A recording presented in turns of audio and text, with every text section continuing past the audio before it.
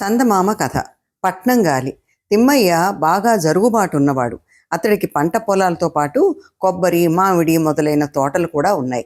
తిమ్మయ్య మేనల్లుడు కేశవులు.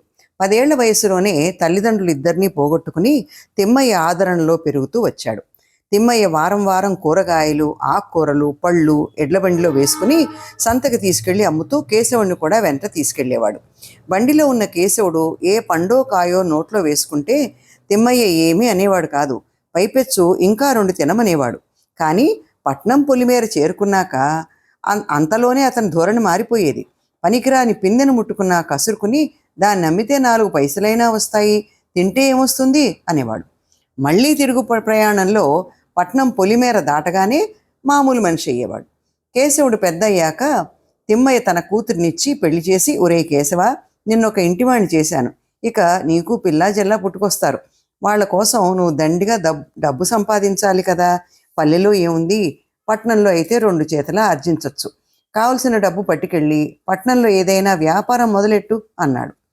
పల్లెని విడిచి వెళ్ళటం కేశవుడికి సుతరాము ఇష్టం లేదు. వ్యవసాయం చేసుకుంటూ హాయిగా ఉందామని వాడి ఉద్దేశం. వాడు తన మామయ్యతో, నేను పట్నం వెళ్ళిపోతే ఇక్కడ పొలం పనులు ఎవరు చూసుకుంటారు, నువ్వేమో పెద్దవాడివైపోతివి అన్నాడు. తిమ్మయ్య వాడి మాట వినక, నాకేం ఉక్కు పిండంలా ఉన్నాను, ఇక్కడి పనులన్నీ నేను చూసుకుంటాను కదా, నువ్వు పట్నం వెళ్ళి వ్యాపారం చేయాల్సిందే అంటూ పట్టుబట్టాడు. కేశవుడు తన భార్యతో పాటు పట్నం వెళ్ళి అక్కడ ఒక ఉపాహార భోజనశాల ప్రారంభించాడు. 2 నెలలు గడిచాయి.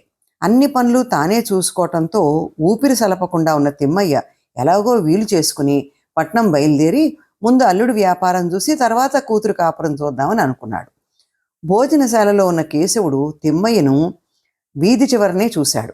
ఒక పనివాడితో, ఇప్పుడే వస్తాను, అంతదాకా వ్యాపారం చూస్తూ ఉండు, డబ్బులు ఖచ్చితంగా వసూలు చేయి అంటూ చెప్పి ఎక్కడికో వెళ్ళిపోయాడు. తిమ్మయ్య భోజనశాలలో ప్రవేశించి కేశవుడు అప్పుడే ఎటో వెళ్ళాడని తెలుసుకుని బల్ల ముందు కూసుని తనకు కావలసిన పలహారాలు తెప్పించుకుని తిని లేచి బయటికెళ్తూ, నేను వెళ్ళి అమ్మాయిని చూడాలి కానీ కేశవుడు వస్తే నేను వచ్చానని చెప్పు అంటూ పనివాడితో అన్నాడు. డబ్బిచ్చి వెళ్ళవయ్యా అన్నాడు పనివాడు. డబ్బు దేనికి, ఈ దుకాణం మా అల్లుడిదే కదా అన్నాడు తిమ్మయ్య. ఇలాంటి వాళ్ళని చాలామందిని చూసాం, ముందు డబ్బిచ్చి కదులు అంటూ పనివాడు తిమ్మయ్య కండువా పట్టుకున్నాడు. డబ్బు తీసుకురాలేదే అంటూ తిమ్మయ్య నీళ్లు నమిలాడు. కేశవుడు తిరిగి వచ్చేసరికి లోపల వంటశాలలో పిండి రుబ్బుతూ తిమ్మయ్య కనిపించాడు. అతను, చూసావుట్రా అల్లుడు, నాకు వచ్చిన తిప్పలు అంటూ జరిగిందంతా చెప్పాడు. ఈ పట్నం మనుషులంతా ఇంతే మావయ్య, నిజం చెప్పినా నమ్మరు అంటూ కేశవుడు సముదాయించాడు. ఆ రాత్రి లక్ష్మి తన తండ్రికి భర్తకి వడ్డం చేస్తూ, ఆ పనివాడిని వెళ్ళగొట్టకపోయారా అంది భర్తతో. వాడేం తప్పు చేశాడని, తెలియక జరిగిన పొరపాటు, రేపటి నుంచి వచ్చి ఏమేం తింటాడో తినమను, మామయ్య కాకపోతే ఇంకెవరు తినాలి అన్నాడు కేశవుడు. ఆ మాటకు తిమ్మయ్య తృప్తిపడ్డాడు. కానీ మర్నాడు ఉపాహార భోజనశాలకు వెళ్ళిన తిమ్మయ్య అల్లుడి ప్రవర్తనకి విస్తుపోయాడు. మావయ్య, నువ్వు కోరిందల్లా తిను, తిన్నాక మాత్రం అణా పైసలతో సహా డబ్బిచ్చి వెళ్ళాలి, లేకపోతే వ్యాపారం చేయగలమా మావయ్య అన్నాడు కేశవుడు.